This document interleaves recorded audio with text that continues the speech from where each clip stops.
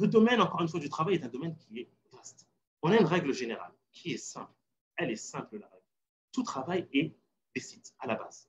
À la base, le travail en soi est licite, sauf, bien sûr, sauf si ce travail, jusqu'à preuve du contraire, à l'exception de ce qui est cité dans les textes, ce qui est interdit, comme le riba, tout ce qui mène à l'intérêt, ou bien aux interdits, comme l'alcool, si on est dans un travail qui contribue, ou on participe à la vente de l'alcool ou autre, les produits interdits, bien sûr, cela devient haram. Mais en soi, mon travail en soi est licite tant qu'il n'est pas taché par ces interdits.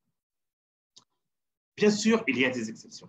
Effectivement, notre religion est une religion qui est magnifique, qui apporte des solutions à tout temps et tout lieu.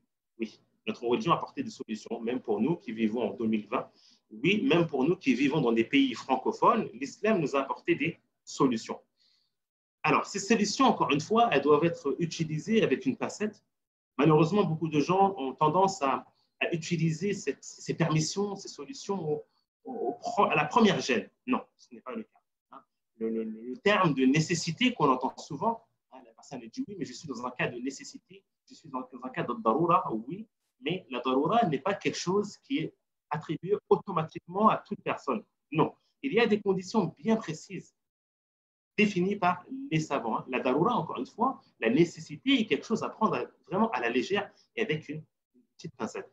Mais ce n'est pas quelque chose que, voilà, je suis dans un cas de darura, donc je reste dans mon haram qui est illicite, dans mon travail, excusez-moi, qui est illicite car je suis dans un cas de darura. Non. Il y a des cas de figure qui se présentent et on aura l'occasion, lorsqu'on abordera vos questions, d'aborder certains points. Et pour terminer, je ne m'attarde pas, cette intervention est pour vous, pour répondre à vos questions. On se doit, en tant que parent, en tant que frère, en tant que grand frère, d'orienter les personnes qui sont à notre charge vers des domaines qui sont licites, des domaines qui sont clairs, où il n'y a pas de zone d'ombre. En tant que père, en tant que frère, tu te dois d'orienter les personnes qui sont à ta charge vers des travails où il n'y a pas on ne va pas encourager tes enfants à faire des études qui vont déboucher sur un travail où ton enfant sera confronté à un interdit et tu auras indirectement jeté ton enfant dans la gueule du loup. Donc attention, on a une responsabilité, on se doit de réfléchir et d'étudier correctement les possibilités, les opportunités qui sont à notre portée pour pouvoir orienter les gens correctement.